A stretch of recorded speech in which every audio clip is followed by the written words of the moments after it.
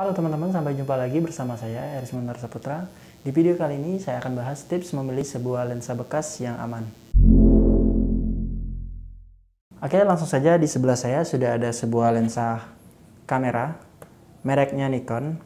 Jadi apa saja hal yang harus perlu kalian perhatikan dalam memilih lensa bekas ini? Ada beberapa hal ya yang perlu kalian perhatikan dalam memilih sebuah lensa bekas. Yang pertama adalah fisiknya dulu ya teman-teman. Jadi kalian harus lihat fisiknya dulu seperti apa. Apakah ada karet-karet yang kendor misalnya, atau karet sambungan seperti ini. Ini akan mempengaruhi harga ya, dan tentunya bisa jadi patokan buat kalian menawar harganya nanti. Lalu cek fungsi-fungsi tombolnya. Misal seperti ini ada tombol AF. Kalian cek apakah fungsinya berfungsi dengan baik. Lalu ada VR-nya juga, apakah berfungsi dengan baik. Di sini berfungsi dengan baik, menurut saya bisa diklik seperti ini ya. Ada bunyi klik gitu. Lalu fungsi zoom-nya, seperti sekarang ini saya menggunakan lensa zoom ya sebagai contoh. Jadi kalian harus memperhatikan zoom-nya untuk lensa zoom. Di sini juga ada karet untuk memutar fokus atau ya sepertinya fokus ini ya. Jadi kalian bisa putar di sini apakah berfungsi dengan baik.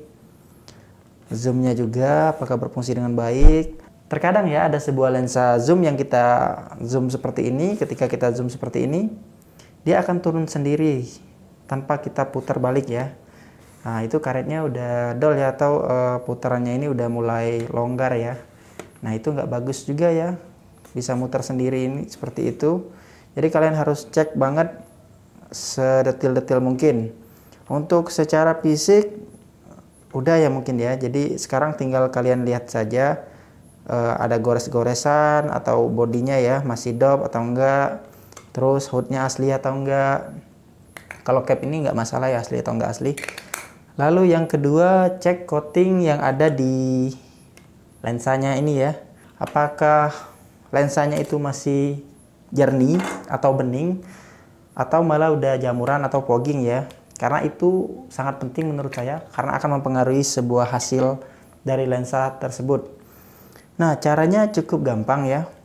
Kalian bisa lihat dengan mata kalian sendiri seperti ini, dan kalian bisa geser tuas di sini untuk membuka diafragmanya seperti ini. Tahan, lalu kalian bisa lihat sendiri di sini. Tipsnya ya biar kelihatan lebih jelas, kalian bisa gunain center ya. Seperti sekarang saya akan coba gunain center handphone. Jadi kalian bisa center di sini, tapi ini dibuka dulu ya diafragmanya. Kalian ganjel pakai jari kalian seperti ini.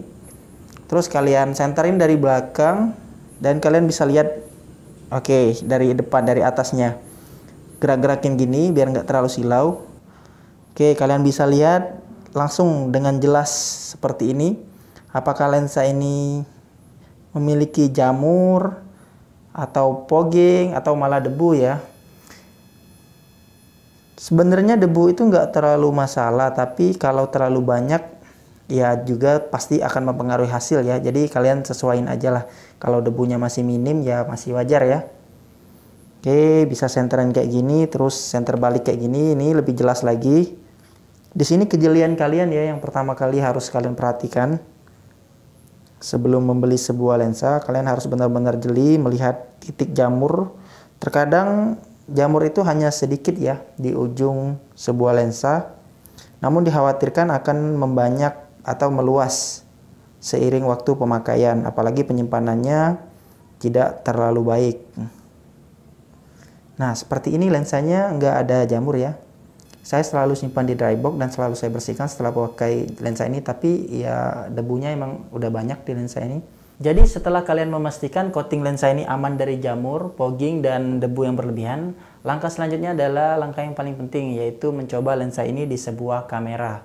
Sekarang saya sudah siapkan sebuah kamera Nikon, satu jenis dengan lensanya. Saya akan langsung coba fungsi dari lensa ini di kamera Nikon. Kebetulan ini lensa full frame ya, jadi saya juga cobanya di body full frame. Untuk mencoba autofokusnya mudah saja. Kalian aktifkan dulu ya tombol autofokusnya ada di sini, VR-nya juga aktifkan, yang ada di body kamera juga diaktifkan. Nah, caranya kalian letakkan objek yang saling membelakangi seperti ini ya. Satunya di depan, satunya di belakang. Sekarang kalian coba titikkan dulu fokusnya ke objek yang di depan. Ditandain dengan bunyi bip ya kalau kamera Nikon, lalu jepret. Kalian lihat di sini apakah hasilnya akan tajam. Seperti di sini hasilnya tajam ya. Lalu kalian coba geser fokusnya di dial ini ya ke objek yang ada di belakang frame di belakang ini ya. Oke, kalian foto. Sebenarnya kalian bisa lihat di sini ya, berubah hasilnya, tajamnya langsung berubah di sini. Tapi untuk memastikan saya akan kasih lihat kalian gambar seperti ini. Nah, di foto ini kalian bisa lihat sendiri ya. Objek yang saya foto pertama itu di depan, saya fokusin di depan dan tajamnya pun di depan sesuai keinginan kita. Lalu selanjutnya saya fokusin titiknya di belakang ya, di bagian bingkai. Dan yang tajam juga di bagian bingkai. Nah, ini menandakan autofokusnya itu berfungsi dengan baik. Lalu tes PR ya. PR ini adalah stabilizer yang ada di lensa sebuah kamera. Jadi fungsi PR itu adalah untuk menstabilkan gambar yang kita ambil. Jika tangan kita bergetar sedikit, dia akan menstabilkannya. Cara tesnya ini sebenarnya main feeling ya teman-teman. Jadi cara yang paling mudah itu kalian coba buat video, lalu kalian aktifkan VR-nya dengan settingan yang sudah kalian tentukan. Kalian coba panning seperti ini ke kiri dan ke kanan, atau ke kanan dan ke kiri ya. Coba terus aja, sekali, 2 kali, sampai 3 kali juga boleh. Lalu kalian matikan VR-nya, kalian buat video lagi dengan settingan yang sama tentunya seperti tadi. Usahakan stabilnya tetap sama ya. Nah, kalian lihat hasilnya, nanti kalian bisa bandingkan sendiri. Apabila videonya itu nggak ada perubahan, baik yang PR diaktifkan atau nggak diaktifkan, itu saya rasa PR-nya bermasalah ya. Namun jika ada yang berbeda, misal yang kalian aktifkan PR-nya itu videonya lebih stabil dibandingkan yang nggak diaktifkan PR-nya, itu berarti PR-nya berfungsi dengan baik. Nah, selanjutnya tes zoom ya. Kebetulan ini lensa zoom, jadi kalian bisa tes zoomnya. Coba kalian zoom dulu paling jauh ya. Kalian motret ke ini boleh, atau ke sana. Oke, seperti ini. Lalu kalian turunin lagi zoomnya, kalian jepret lagi, turunin lagi sedikit, jepret lagi. Oke, open lagi. Oke, jepret. Kembali zoom sedikit lagi. Zoom sedikit lagi, jepret. Oke.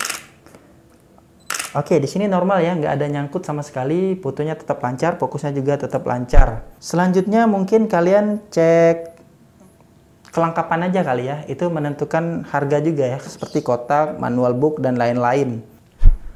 Oke, tips yang terakhir, kalian sebelum beli lensa ini, kalian harus riset dulu atau cari dulu, searching-searching di internet atau dimanapun ya. Bisa tanya ke temen juga.